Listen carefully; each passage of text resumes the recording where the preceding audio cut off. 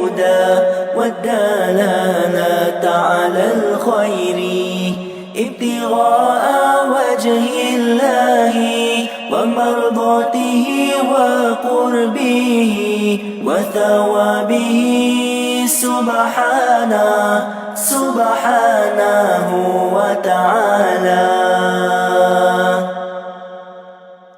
نويت التعلم والتعليم والتذكر والتذكير والنفع والانتفاع والإفادة والاستفادة والحث على التمسك بكتاب الله وسنة رسوله والدعاء إلى الهدى والدلالة على الخير ابتغاء وجه الله ومرضاته وقربه وثوابه سبحانه وتعالى. نويت التعلم والتعليم والتذكر والتذكير والنفع والانتفاع والإفادة والاستفادة والحث على التمسك بكتاب الله وسنة رسوله والدعاء إلى الهدى والدلالة على الخير ابتغاء وجه الله ومرضاته وقربه وثوابه سبحانه وتعالى. نويت التعلم والتعليم والتذكر والتذكير والنفع والانتفاع والإفادة والاستفادة والحث على التمسك بكتاب الله وسنة رسوله والدعاء إلى الهدى والدلالة على الخير ابتغاء وجه الله ومرضاته وقربه وثوابه سبحانه وتعالى. نويت التعلم والتعليم والتذكر والتذكير والنفع والانتفاع والإفادة والاستفادة والحث على التمسك بكتاب الله وسنة رسوله والدعاء إلى الهدى والدلالة على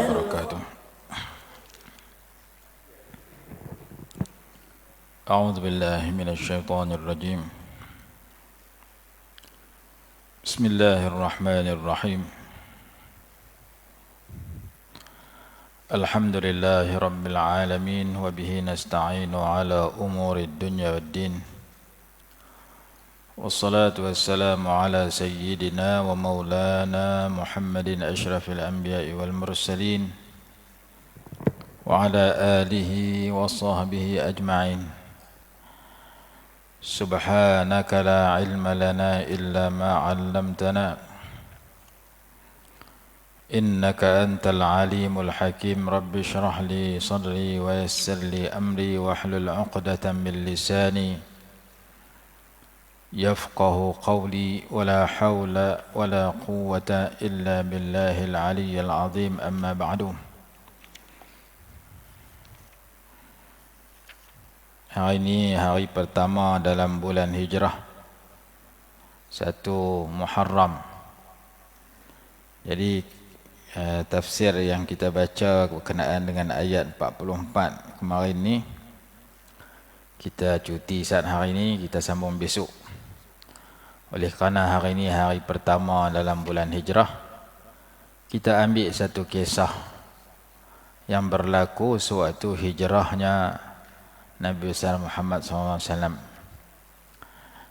Hijrah ini sebenarnya berlaku pada bulan Safar, di akhir bulan Safar, dan baginda Nabi SAW sampai di Madinah pada bulan Rabiul Awal. Itu bulan Muharram untuk sambut tahun Hijrah. Bulan Muharram itu bulan pertama dalam tahun Hijrah. Sementara Hijrah bukan berlaku bulan Muharram. Hijrah berlaku pada bulan baginda dilahirkan dan baginda wafat. Nabi SAW lahir 12 Rabiul Awal, meninggal pada 12 Rabiul Awal, dan ada pendapat menyatakan sampai di Madinah 12 Rabiul Awal. Keluar daripada Mekah hujung bulan Safar sampai di Madinah sama dengan hari baginda lahir. Jadi Nabi SAW ni lahir hari sama, meninggal pun hari sama, masuk Madinah pun hari sama. Kita di Kedah ni ada seorang tok guru lahir 12 Rabiul Awal, meninggal 12 Rabiul Awal, sama dengan hari lahir dan wafatnya Nabi SAW. Tok guru Haji Abdul Aziz Pendang.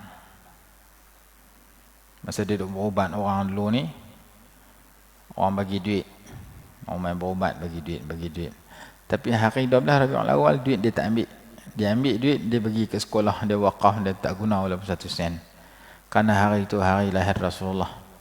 Maka Allah bagi ke dia lahir hari yang sama, meninggal hari yang sama. Di Mesir ada satu kubur tepi dengan Masjid Sayyidina Hussein, nama Syekh Hasan Al-Adwi rahimahullah. Lahir 27 Ramadan, meninggal 27 Ramadan. Lahir dan meninggal pada bulan Ramadan, bahkan malam 27 pula. Jadi kalau hijrah itu sebenarnya berlaku dalam fiqh sirah lil-Buti ada sebut, dalam sirah Nabawiyah Syekh Syarawi pada sebut, Nabi SAW sampai ke Madinah pada bulan Rabiul Awal. Baik. Antara yang berlaku sampai di pertengahan jalan, Nabi SAW ditemani oleh Sayyidina Abu Bakar radhiyallahu anhu, ditemani oleh hamba kepada Sayyidina Abu Bakar nama Amir ibn Fuhairah radhiyallahu anhu, ditemani oleh Abdullah ibn Uraiqid, penunjuk jalan. Sampai tengah jalan mereka bertemu dengan kemah Ummi Ma'bad Al-Khuza'iyah. Kemah itu terletak di Qudaid. Qudaid ni nama satu tempat di antara Mekah dengan Madinah. Sampai lah pun ada nama Qudaid. Kalau kita pergi umrah, kita lalu satu jalan, dia tulis jalan ke Qudaid. Ummu Ma'bad ni seorang perempuan yang tua. Dia taklah pakai tudung macam orang muda kerana dia sudah tua. Dia seorang yang gagah kuat, jiwanya kuat, tubuh badan dia sihat. Disebut dalam istilah hadis sebagai jaldah. Kanat imra'atan barzatan jaldah. Dia duduk melengu, duduk ihtibak. Dia duduk kaki dia ditegakkan. Macam orang duduk melengu di hadapan kemah dia. Siapa yang lalu tepi kemah dia, dia bagi minum, dia bagi makan. Lalu Nabi SAW dengan Sayyidina Abu Bakar radhiyallahu anhu bertanya dia, ada tak daging kurma untuk mereka beli? Daging nak beli makan, kurma. Buah kurma ni bagus makan pagi-pagi. Ceritalah nak makan susah. Belum puasa ya makan, bulan lain tak makan. Siapa makan buah kurma di pagi hari tidak akan ditimpa penyakit usus. Hadis itu ada dalam kitab Al-Barakah. Ada orang betul-betul kata Allah Alam, susu kebau tu kebuih dengan buah kurma. Buah kurma 7 biji, kebuih susu kebau. Dia jadi gel kepada lutut dengan pinggang. Minyak geris habis tu, sakit lutut, sakit pinggang, makan susu kebau dengan buah kurma. Betul ke tak? Wallahu alam, saya pun tak tahu. Orang yang cerita ni orang jual bagi laku. Tapi susu ni bagus ya. Mahal lah tu, sekilo RM16 kan RM15 susu kebau. Selembu kot lah murah, RM8, RM10. Nak jumpa apa ya. Jadi dia kebui susu kebau, buah-buah kurma 7 biji, makan. Bagus untuk lutut, pinggang. Menambah minyak geris yang ada di lutut pinggang orang. Baik. Jadi dia tanya minta daging dengan kurma, nak beli. Tak ada, dia kata.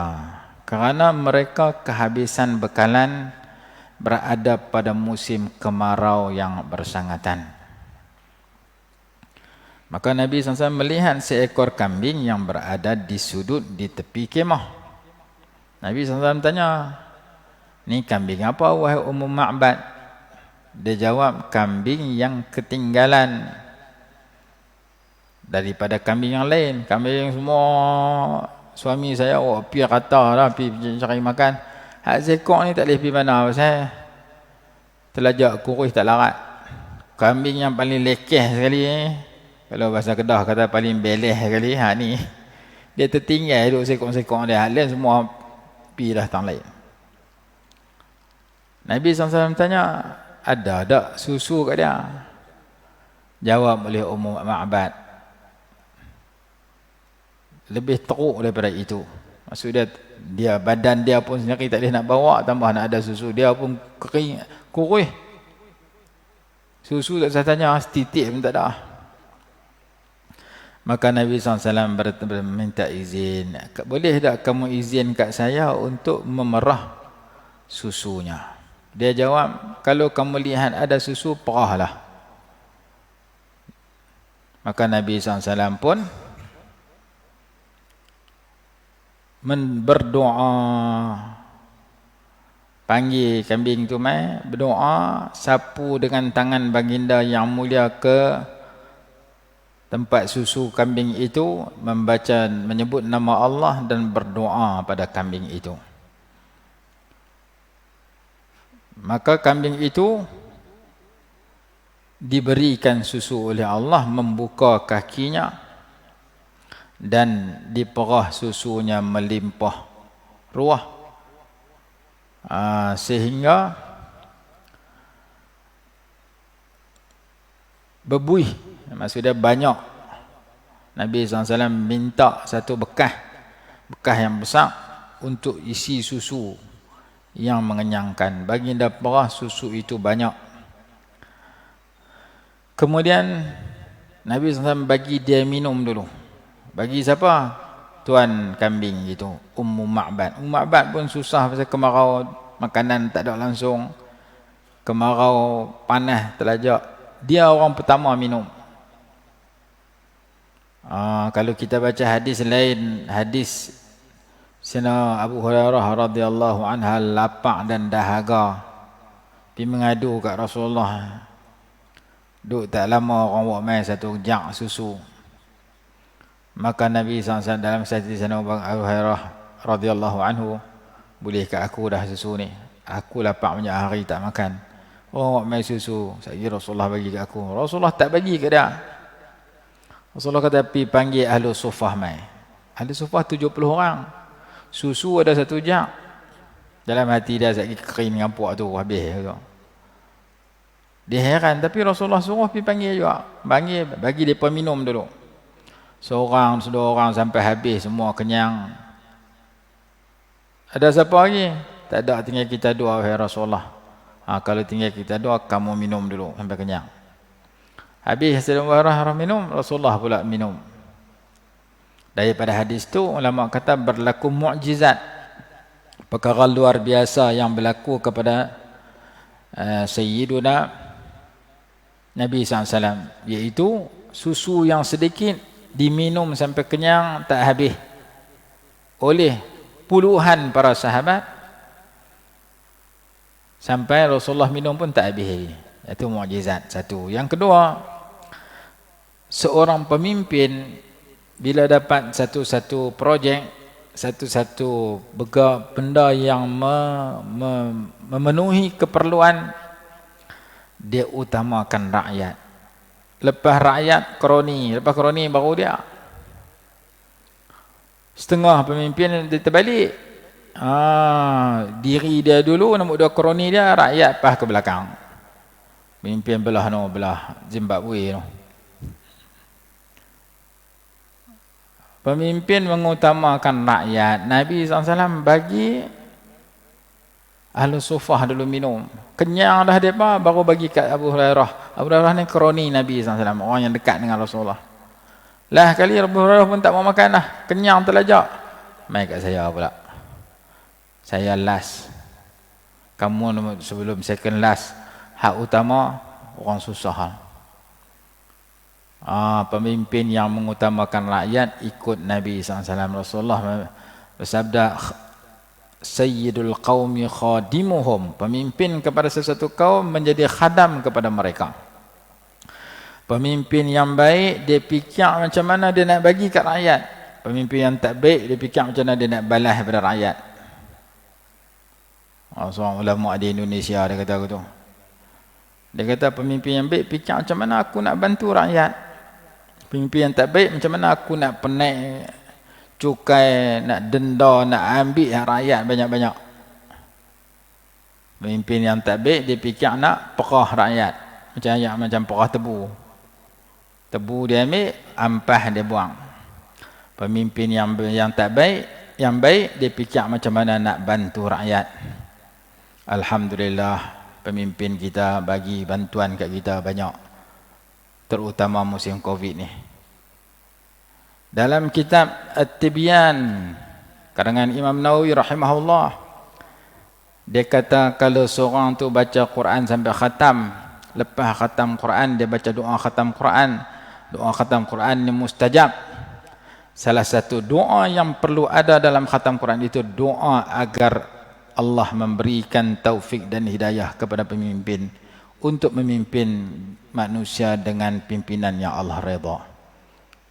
Jangan doa kat kita saja, kat anak bini kita saja. Doa minta Allah bagi pemimpin yang baik. Allah bagi taufik hidayah untuk pemimpin buat baik kepada kita. Kata Imam Nawawi dalam kitab At-Tibyan fi Adab Hamalatul Quran, dan dia bubuh doa tu dalam tu. Nanti ada masa kita baca doa yang Imam Nawawi tulis. Kenapa kena doa kepada pemimpin? Bukan maki hamun pemimpin, laknat pemimpin, tak selesai masalah. Allahumma walli umurana khiyarana wa la tuwalli umurana syirarana. Ya Allah, lantiklah orang yang memimpin kami orang baik, jangan lantik orang jahat memimpin kami. Itu salah satu doa yang ada dalam sebahagian kitab. Baik, Nabi SAW lepas perah susu bagi kat orang lain dulu, bagi kat tuan kambing Ummu Ma'bad minum sampai kenyang. Kemudian baru bagi kat sahabat. Rasulullah tak minum lagi, bagi kat yang menemani baginda dalam hijrah itu, sehingga mereka kenyang. Last sekali baru baginda minum. Baginda last sekali. Kemudian perah kali yang kedua, susu penuh melimpah bekas yang diberikan, tinggal susu tu kat Ummu Ma'bad. Mereka pergi meninggalkan Ummu Ma'bad dengan susu yang banyak yang diperah daripada kambing yang kurus tadi. Duk tak lama suami dia balik, laki dia Abu Ma'bad balik bawa sekumpulan kambing yang semuanya kurus, melelong-melelong. Bahasa Arab kata yatasawakna hizalan. Kambing tu pun melelong pasal kurus, lapar. Bila Ma'bad tengok susu ada di rumah, di kemah dia heran. Dia tanya, min aina laki haza, mai mana ni susu ni, wahai Ma'bad? Sedangkan kambing kita tidak ada yang bunting, dan tidak ada sebarang kambing pun untuk diperah susunya di rumah kita. Ada seekor tu, tu pun kurus, tak ada susu apa. Tak tahu boleh ada susu banyak. Jawab dia, demi Allah, sesungguhnya lintah di sisi kita seorang lelaki yang diberkati, keadaannya sekian-sekian. Ma'bad kata, marra bina rajulun mubarak. Tadi ini lintah ke kemah kita seorang lelaki yang amat berkat. Maka Abu Ma'bad kata, cerita kat saya, wahai Ma'bad, tentang lelaki itu. Dia jawab, sesungguhnya aku melihat baginda seorang lelaki yang amat kacak. Orang segak sungguh. Wajahnya berseri-seri, tubuh badannya tegap sempurna, perutnya tidak gemuk dan tidak kurus, sederhana. Orang yang amat handsome, kacak. Matanya yang hitam amat hitam, hak putih amat putih. Bulu matanya panjang, suaranya jelas, tengkoknya jinjang, janggutnya tebal, bulu kening dia melengkung dan bersambung. Kening Nabi SAW bersambung. Bahasa Arab kata aqran. Aqran ni sambung. Ada orang tulis, dia kata, dia sebut corona tu mana sambung serta. Dia sebut corona, dia sambung tak berhenti-berhenti. Padahal dalam istilah Arab, corona tu bukan eja dengan qaf. Corona dalam bahasa Arab tu eja dengan kaf. Kaf waw, ra waw, nun alif. Corona, virus corona. Jadi lain yang disebut sambung tak sambung tu. Sambung tu qaf. Dalam istilah Arab yang digunakan oleh orang Arab, mereka guna kaf. Kalau Rumi, hak tulisan Rumi C-O-R-O-N-A. Kalau tulisan Arab, kaf waw ko, ra waw ro, nun alif na, corona, bukan qaf. Ini qaf di sini. Kening Nabi SAW bersambung, jika baginda diam nampak hebat, jika dia bercakap nampak menarik. Orang yang amat kacak, amat indah dilihat daripada jauh, amat kacak bila dilihat daripada dekat. Kata-katanya amat manis, jelas, tak terlalu sedikit dan tidak terlalu banyak. Cakap dia sederhana, seolah-olah perbicaraannya seperti manik yang turun. Jadi kita ambil batu mutiara, buat macam tasbih, buat macam rantai, lepas tu kita ikat jadi macam tasbih. Kita potong, kita lepas, dia turun tak berhenti. Putus tasbih tu jatuh. Begitulah pertuturan Nabi SAW yang seperti manik yang tersusun, yang berguguran ketika baginda bercakap. Cakap yang tidak putus idea yang disampaikan. Cakapnya menarik, seperti cantiknya manik yang terjun daripada tali yang disusun. Rab'atan, sederhana, tak terlalu tinggi, tak terlalu rendah.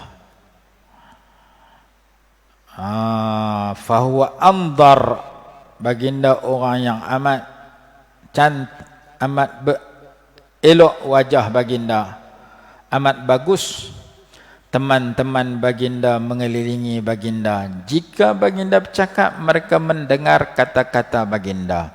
Jika baginda menyuruh, bagi mereka segera melaksanakan suruhan itu. Mereka berkhidmat, amat tinggi memberi khidmat kepada baginda. Tidak bermasam muka dan tidak bercakap yang tak ada manfaat. Maka berkatalah Abu Ma'bad, inilah demi Allah orang Quraisy yang disebut kepada kita tentang perkara yang dia bawa. Sesungguhnya aku ingin menemaninya. Aku akan melakukan demikian kalau aku ada peluang untuk bertemunya. Di pagi hari ada satu suara yang tinggi di Mekah bersuara. Suara tu bercakap, dia pun tak nampak suara siapa. Sebenarnya itu suara jin yang bercakap di Mekah. Sayyidah Asma duduk di Mekah dengar. Jazallahu rabbun nasi khaira jazaihi rafiqaini halla khaymata ummi ma'badi.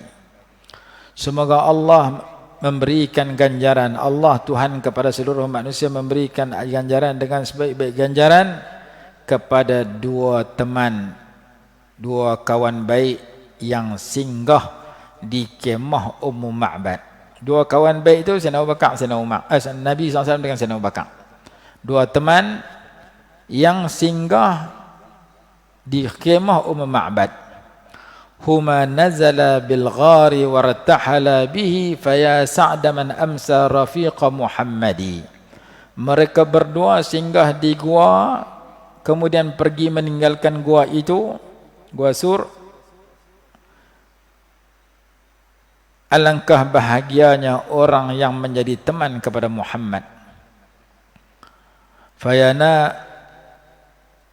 Faya laqasayyin ma zawa Allahu ankum bihi min fi'alin la tujazu wa su'dadu liyahna Aba Bakrin sa'adata jaddihi bi suhbatihi man yus'idullahu yas'adi.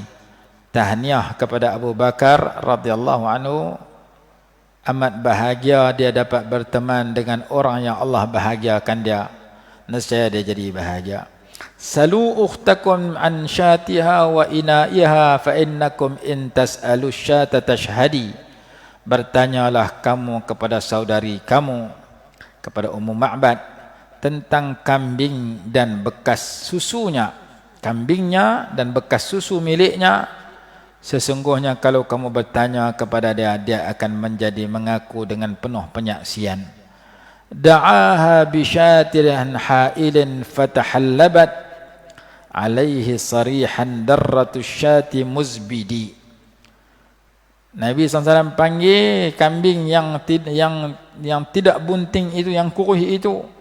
Lalu baginda perah susunya, keluar susu berbuih banyak sehingga memenuhi bekas itu. Kata Asma binti Abi Bakr Siddiq radhiyallahu anha, makasna salasa layalin, kami duduk 3 malam 3 hari 3 malam. Kami tak tahu Nabi SAW tala pergi mana, sehingga datang seorang jin daripada bawah Mekah menasyidkan syair-syair ini. Manusia melihat, mengikut dan mendengar suara itu. Mereka tak nampak siapa yang bercakap, sehingga suara itu keluar daripada kawasan tinggi di Mekah. Kata Asma radhiyallahu anha, falamma sami'na qawlahu, apabila kami dengar syair ini dibaca oleh satu suara, kami pun tahu Nabi SAW menuju ke Madinah. Mereka faham melalui syairnya ini yang dibaca oleh rajulun minal jin, seorang jin. Jadi hadis ini riwayat Imam Al-Hakim dalam kitab Al-Mustadrak, Al-Baihaqi dalam Dalailun Nubuwah, Ibnu Sa'd dalam Tabaqat Kubra, sanadnya hasan. Jadi cerita ni dibuat nasyid oleh orang Arab. Jazallahu rabbun nasi khaira jazaihi rafiqaini halla khaymata ummi ma'badi. Syair ini dijadikan nasyid oleh orang Arab kerana melihat kepada satu mukjizat yang berlaku, dan kisah ini ditulis dengan bahasa yang tinggi.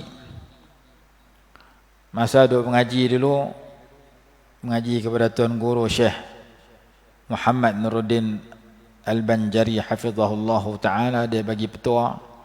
Dia kata kalau mengaji hadis tak faham, kena buka kitab nama dia An-Nihayah fi Gharibil Hadis, fi Gharibil Ahadis, karangan Imam Ibn Al-Asir, jumlah dia 5 jilid, yang menghuraikan tentang bahasa-bahasa sukar dan pelik yang payah faham dalam sesebuah hadis.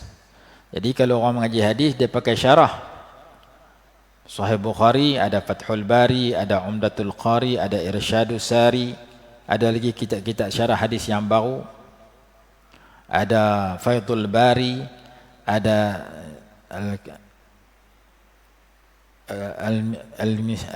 Al-Darari, apa satu tu 24 jilid. Itu syarah-syarah Sahih Bukhari. Di samping kita mengaji syarah Sunan Tirmizi, syarah dia Tuhfatul Ahwazi, ada dalam kitab Maktabah Syamilah syarah Sunan Tirmizi 70 jilid. Saya mengaji syarah Sunan Tirmizi berapa belas jilidnya, tu pun mengaji sikitnya. Sunan Abi Daud syarah dia ada, Aunul Ma'bud dan sebagainya. Jadi kita mengaji hadis ada syarah-syarah dia.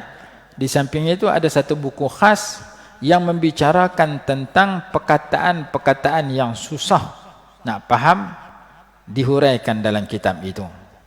Nama dia An-Nihayah, karangan Imam Ibn Al-Asir.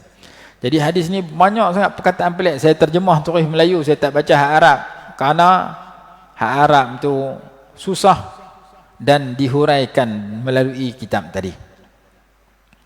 Panjang kalau baca, sebab nak ringkas masa, jadi saya cerita hanya kefahaman daripada kisah ini. Jadi pada kisah ini difahami bahawasanya Allah Ta'ala anugerah satu mukjizat, iaitu kambing kuih, takuih lala tu boleh mengeluarkan susu dengan berkat Nabi SAW. Dan Nabi SAW dipuji oleh Ummah Ma'bad dengan pujian yang begitu banyak. Kalau saya baca hak Arab ni panjang cerita dia, sebab kita kuliah subuh tak panjang mana. Banyak perkataan-perkataan baru yang menarik yang dipuji. Maksudnya Ummah Ma'bad ni seorang yang bahasanya begitu tinggi di dalam menggambarkan diri Nabi SAW kepada suaminya Abu Ma'bad. Sifihi li ya Ummah Ma'bad, tolong cerita kat saya wahai isteriku Ummah Ma'bad tentang Nabi SAW, tentang lelaki itu. Dia kata, ra'aitu rajulan zahiral wada'ah ablajal wajhi hasanal khalqi lam tu'ibhu thujlatun walam tuzrihi su'latun wasimun qasimun fi aynayhi da'ajun wa fi ashfarihi watafun wa fi sawtihi sahalun wa fi unuqihi sata'un wa fi lihyayhi kasasatun azajju aqranu in samata fa'alayhi alwaqaru wa in takallama samahu alahu albaha'u ajmalun nasi wa abhahu min ba'idin ahsanuhu wa ajmaluhu min qaribin hulwul mantiqi, pertuturannya manis, faslan jelas, la nazra wala hazara, tak sikit tak banyak, ka'anna mantiqahu kharazatu nazmin yatahaddarna, pertuturan baginda seperti biji-biji manik yang berguguran daripada satu susunan, rab'atan sederhana tingginya, la nashna'uhu min tulin wala taqtahimuhu min ainun min qisarin, tidak dipandang tinggi, tidak dipandang rendah, tak dianggap terlalu tinggi dan rendah. Tinggi Nabi SAW sederhana, ghusnun baina ghusnaini, fahuwa andaru thalathati mandaran wa ahsanuhum qadran lahu rufaqa'u yahuffuna bih. Ada teman-teman keliling baginda yang mengelilingi baginda. In qala sami'u liqaulihi, kalau baginda bercakap, dia pendengar, tumpu pendengaran terhadap ucapan baginda. Wa in amara tabadaru ila amri, kalau baginda suruh, dia cepat-cepat buat apa yang Rasulullah suruh. Mahfudun mahsyudun, mahfudun diberi khidmat sepenuhnya. La abisa, tidak bermasam muka, wala mufannida, tidak bercakap yang tidak ada faedah. Al-mufannid huwa alladhi la faedata min kalami likibarin asabah. Orang yang terlalu tua, cakap dia nyanyuk merapu, itu nama dia mufannid. Ucapan baginda tidak sedemikian. Maka Abu Ma'bad kata, ni orang yang duduk daripada Quraisy yang kita dengar cerita dia berlaku di Mekah. Dia rasa betul kerana Nabi SAW singgah di rumah dia menyebabkan rezeki dia melimpah ruah. Kambing yang kurih, makanan yang tak ada, minuman yang tak ada, menjadi kenyang dengan sebab Nabi SAW tolong bagi dapatkan susu. Setelah baginda berdoa untuk kambing itu, baginda sapu dengan tangan baginda yang mulia fi dhar'iha, pada tempat susu kambing itu. Baginda sebut nama Allah di situ, doa. Allah maqbul lala tu dilihat oleh Ummu Ma'bad dan cerita kepada istrinya. Ini salah satu kejadian yang berlaku sepanjang hijrah. Yang berlaku apa hari, salah satu kejadian luar biasa yang dicatat oleh ulama. Walaupun banyak lagi mukjizat-mukjizat yang berlaku ketika hijrah, seperti kisah Suraqah bin Malik dan sebagainya radhiyallahu anhu, yang tu lain kali kita baca. Oleh kerana hari ini sempena satu hijrah, satu hari bulan Muharram tahun hijrah, maka kita petik satu kisah yang berlaku dalam perjalanan hijrah baginda Nabi SAW, dan luar biasanya pujian oleh Ma'bad ketika melihat perkara luar biasa yang berlaku terhadap kambingnya dan susu yang melimpah ruah yang Allah anugerahkan ketika itu juga setelah dipohon oleh Nabi besar Muhammad SAW dalam hijrah tersebut. Kita berhenti di sini dulu, insya-Allah besok kita sambung tafsiran ayat 44 Suratul An'am yang ada sikit lagi dalam perbincangan kita. Wallahu alam. Bismillahirrahmanirrahim. Alhamdulillahirabbil alamin wassalatu wassalamu ala sayyidina Muhammad wa ala alihi wa sahbihi barik wa sallim. Allahumma anfa'na bima 'allamtana wa 'allimna ma yanfa'una warzuqna 'ilman yanfa'una bi rahmatika ya arhamar rahimin. ربنا آتنا في الدنيا حسنة وفي الآخرة حسنة وقنا عذاب النار. صلى الله على سيدنا محمد وعلى آله وصحبه وسلم. الحمد لله رب العالمين.